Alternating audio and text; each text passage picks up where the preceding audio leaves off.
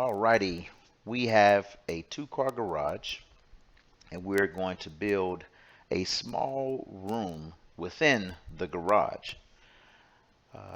This room is about 5 feet wide by 8 foot long. So it's a very small room, and you can see my framing work has been done. You frame the wall on the floor and then you stand it up. This wall is about 9 feet 9 inches tall. So once I stand up all 4 walls, I nail them together using 3-inch nails, framing nails. I also nailed this to the ceiling to give it more stability. In this image, I have now added drywall to the interior of the frame. I've also added the electrical run. I have one run there that was 10 gauge wire, and the other wires are 12 gauge.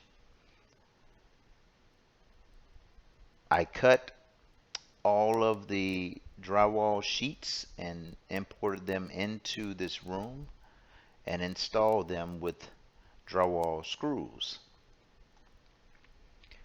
Then I came back and I installed the outer perimeter of the frame by adding drywall. I put drywall screws every 4 inches.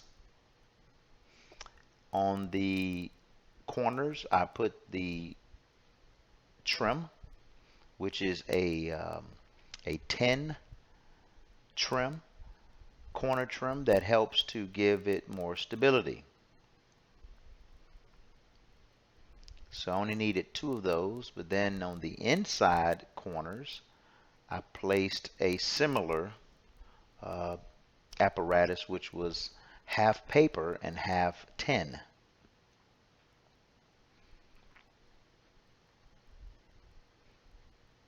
After I did the corners, then I came and added tape to all of these lines that you see. The butt joints and the corners, everything will get tape. Once you put the tape, then you must put the plaster on top of it. So the plaster is also called mud. And what you would do is on the corners, you add the mud first, and then you add the paper. This is the mud. This container has about 45 pounds of mud. This mud was placed on all joints. It was also put on all screws. After you have allowed the mud to dry, you will come back and sand it to make it smooth. That was my first coat. Now typically you don't need to add this much mud, but I'm not a drywall guy, so I had a lot of imperfections where I had to smooth it out with this compound.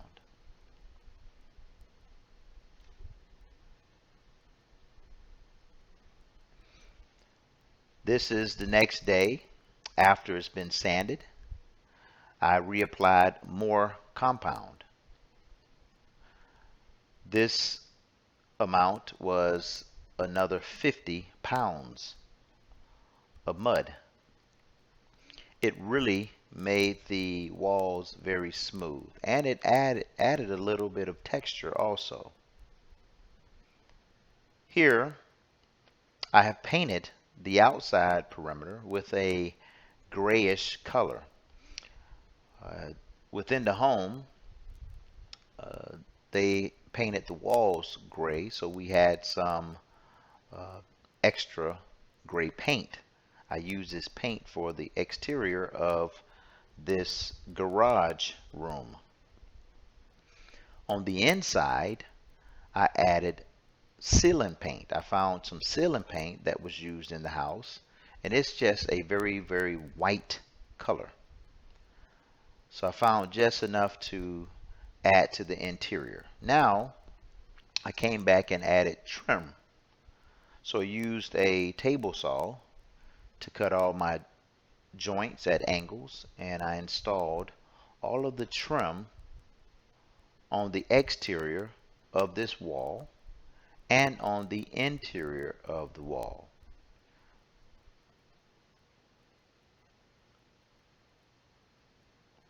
I'm going to eventually put a doorknob on this door. Now we're on the inside. You see I've covered up the electrical outlets with plugs. I wired those plugs. Um, I installed the circuitry going to the main breaker, and I installed lights. You can see the texture on some of the walls. Now this is the completed version of the wall. I've reinstalled all of the uh, cabinetry and shelving that was outside. That is the electrical outlet.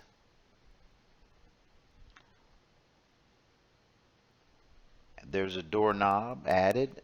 Down here we have a uh, something to prevent air from coming out. Inside I've installed a 36-inch base cabinet, kitchen cabinet. Also the wall cabinets have been installed. They're 24-inch by 12-inch deep by 30 inches tall. The AC unit has been installed. It's running. It's blowing very cold. I surrounded it with insulation. And here I have my lab equipment, some petri dishes. Here's the epoxy tabletop. It's corrosive resistant. Have some more petri dishes. Have some corrosive agents on top of the tabletop. And have some more lab equipment in here. I'll continue to bring the rest of the lab equipment into this small mini lab. This project costs roughly $1,200.